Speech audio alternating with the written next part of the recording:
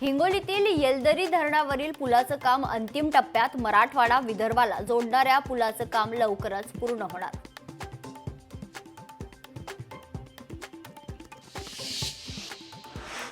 धाराशिवमध्ये येडेश्वरी देवीच्या यात्रेत वाहतूक कोंडी, उकाडा आणि वाहतूक कोंडीमुळे प्रवासी त्रस्त. वाहतूक खर्च सुरळीत करण्यासाठी तृतीयपंथी भाविक सरसावले.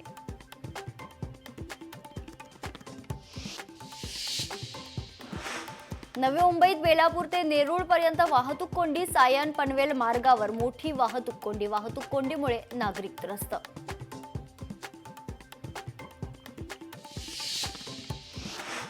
अकोल्यात नागरिकांनी घेतला गोमय स्नानाचा लाभ. म्हैसपूर येथील आदर्श गोशाळेत निशुल्क गोमय स्नान. शारीरिक आध्यात्मिक शुद्धीसाठी स्नानाला महत्त्व.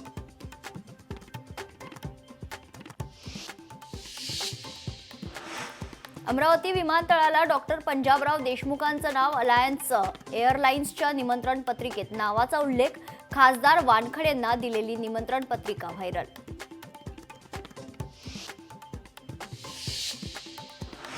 उन्हाळ्यात पाण्याची टंचाई भासत असताना कराडमधील पाटण नगरपंचायतीचं दुर्लक्ष.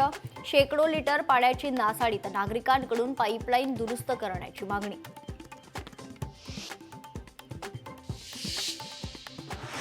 हिंगोलीत हळदीच्या दरात मोठी घसरण. जागतिक मंदीचा हळदीच्या बाजारपेठेवर परिणाम. शेतकऱ्यांसह व्यापाऱ्यांच्याही चिंतेत वाढ.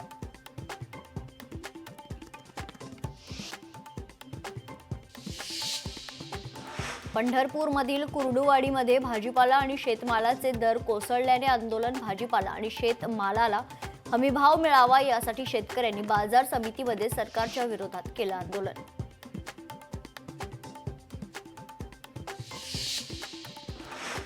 नांदेड जिल्हा गुंतवणूक परिषदेत 134 सामंजस्य करार. गुंतवणूक परिषदेत 1207 कोटींची गुंतवणूक तर 4032 रोजगार निर्मिती होणार असल्याची जिल्हाधिकारी राहुल कर्डिले यांची माहिती.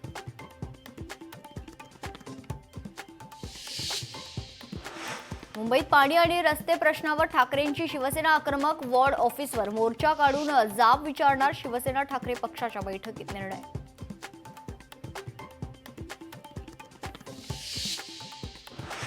पुण्यात विद्यार्थ्यांचं डॉक्टर बाबासाहेब आंबेडकरांना अभिवादन. सलग 18 तास अभ्यास करून सावित्रीबाई फुले विद्यापीठातल्या विद्यार्थ्यांचा उपक्रम.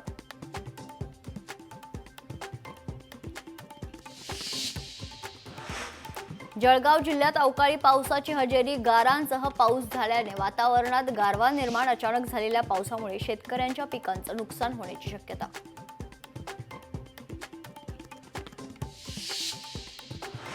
नाशिकच्या चांदवडमध्ये जोरदार पाऊस. अवकाळी पावसासह जोरदार गारपीट. तर अवकाळी पावसामुळे गहू, कांदा, द्राक्ष बागांचं मोठं नुकसान.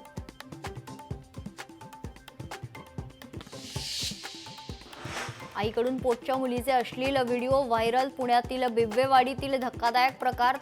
आरोपी आईला पोलिसांकडून अटक.